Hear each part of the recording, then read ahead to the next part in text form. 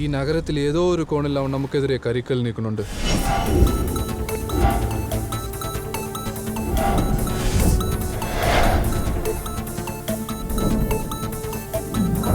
ഏത് സമയത്താണോ പാവ എടുത്ത് കൊടുക്കാൻ തോന്നിയത്?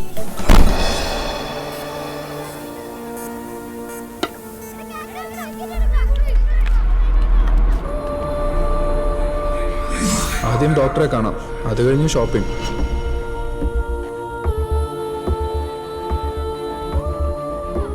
ന്യൂക്ലിയസ് മോൾ,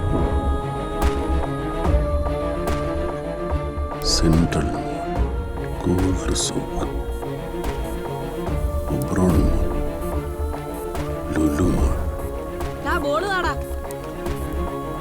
എന്ത് കളിയാടത്? നിരകളിയാൻ തോന്നുന്നു. വാ. 5 ഇടങ്ങളിലായിട്ട് 5 മോളുകൾ. ഇതിലേതായിരിക്കും അവരുടെ ലക്ഷ്യം?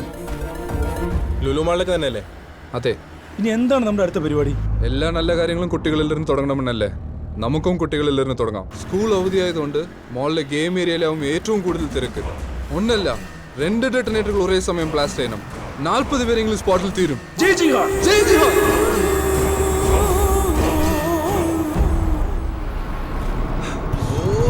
പോലീസ് ചവിട്ടി വിടട്ടെ? വേണ്ട, നിർത്താതെ പോയാൽ വണ്ടി നമ്പർ വെച്ച് അവന്മാർ ട്രാക്ക് ചെയ്യും. ഊതിക്കില്ല, പെട്ടെന്ന് കഴിയും. നീ നിർത്തിക്കോ.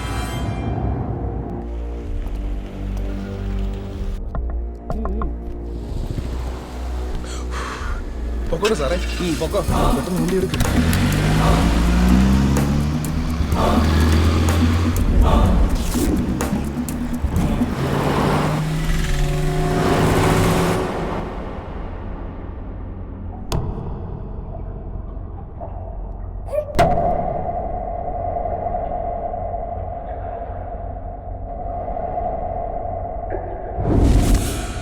പ്രിയമുള്ളവരെ, ഈ ഭാരതത്തിൽ പോലീസ് ഡിപ്പാർട്ട്മെന്റ് ഏറ്റവും കാര്യക്ഷമമായി പ്രവർത്തിക്കുന്ന സംസ്ഥാനമാണ് നമ്മുടെ കേരളം.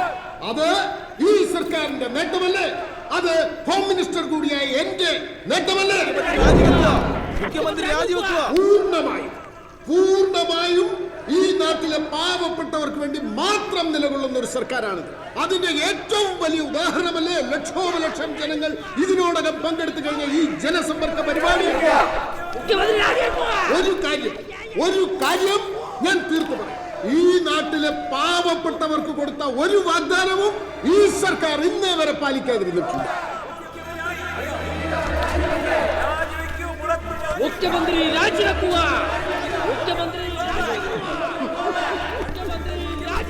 അപ്പോൾ എനിക്ക് കാര്യക്ഷമതയില്ല എന്ന നിരുത്തരവാദപരമായ ആരോപണമുയർത്തി മുഖ്യമന്ത്രി രാജിവെക്കണമെന്ന് ആവശ്യപ്പെടുന്ന പ്രതിപക്ഷത്തിന്റെ ഈ മുറവിളിക്ക് ഞാൻ ചെവി കൊടുക്കണം. നിങ്ങൾ കൂവിക്കോ. പക്ഷേ 5 വർഷത്തേക്ക് നിനക്കൊന്നും എന്റെ രോമത്തിൽ പോലും തൊടാൻ സാധിക്കില്ല.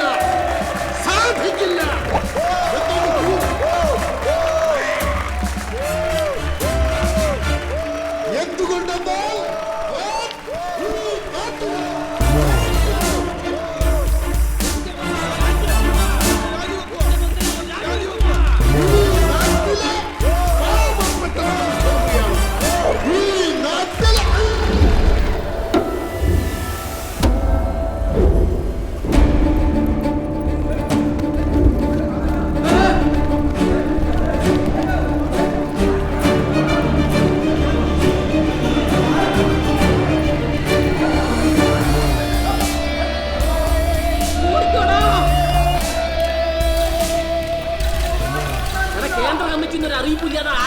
അതാ കാർന്നവരുടെ ആൾക്കാർ ചെയ്ത പണിയായിരിക്കും സഖാവേ. വേഗം ഓടിക്കും സഖാവേ.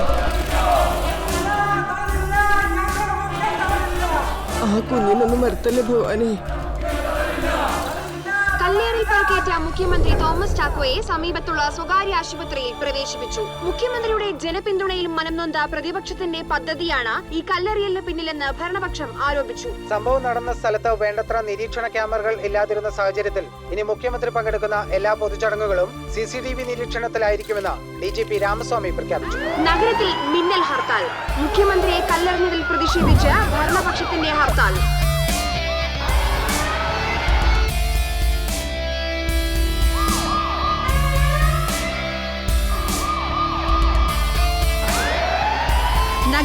പലയിടങ്ങളിലും ഹർത്താൽ അനുകൂലികൾ അക്രമാസക്തരായി.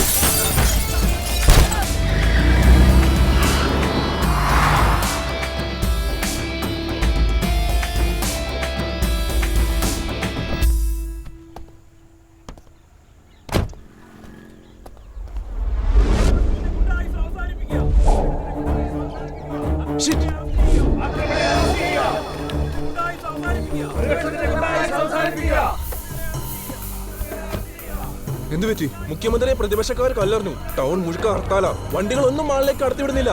അകത്തുള്ള ആളുകളെല്ലാം പുറത്താക്കി. ഗേറ്റും ക്ലോസ് ചെയ്തു. നമ്മുടെ ഈ മിഷനും പൊളിഞ്ഞു.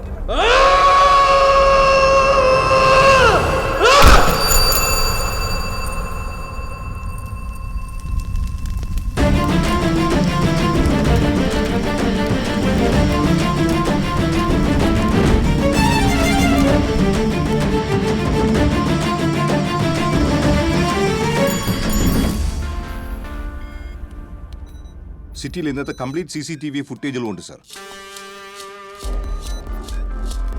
ഈ ഹർത്താൽ ഒരു മാസ്റ്റർ പ്ലാനാണ്. ആരുടെ? Sir, we got him. ഏയ് സുബിൻ,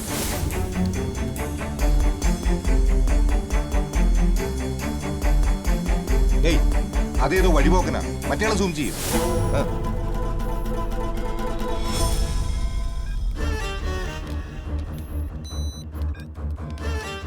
ഈ ലൊക്കേഷൻ ബ്രോഡ്വേ, ടൈം 11:26 AM. അവന്റെ കയ്യിൽ കവർ സൂം ചെയ്. It's a food parcel. Olive restaurant. Where is it? Sir, ഇത് ബ്രോഡ്വേയിൽ തന്നെയുള്ള റെസ്റ്റോറന്റ് ആണ് sir. That means they are staying somewhere near Broadway. അവിടെയുള്ള എല്ലാ hotels, lodges and other boarding stations എല്ലായിടത്തും അന്വേഷിക്കണം. Yes, sir. Make it fast.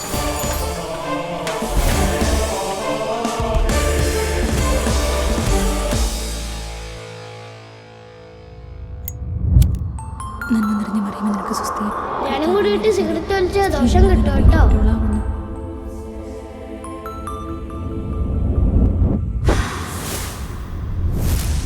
Sir. Well done. Get me the lead. Sorry sir, we didn't.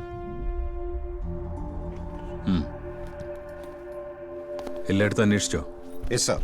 Kochi ബേസ്ഡുള്ള drugs ചെയിനിലെ ഒരു പ്രധാന കണ്ണിയെ trace out ചെയ്യുന്നതിനായി അവിടുത്തെ എല്ലാ ഹോട്ടൽസും നമ്മളെ തന്നെ ഒരു വിങ്ങിന്റെ നിരീക്ഷണത്തിലാണ്. അതുകൊണ്ട് അന്വേഷണം ഈസിയായി. നമ്മുടെ സസ്പെക്ടുകൾ അവിടെയുള്ള ഒരു ബോർഡിംഗ് സ്റ്റേഷനിലും തങ്ങിയിട്ടില്ല.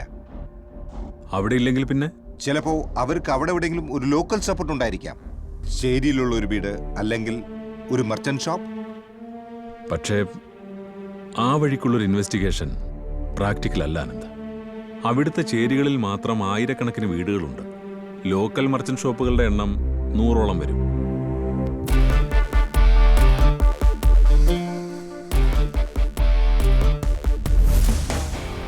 We must get a lead.